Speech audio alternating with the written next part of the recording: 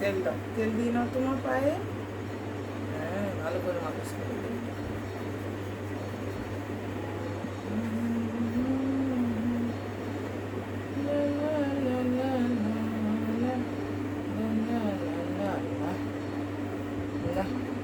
দেখছে আমার মাটা শ্যাম্পু করেছিল সকালে, তো এখন একটু তেল দিয়ে দিয়ে ভালো করে মাথাটা মালিশ করে দিই।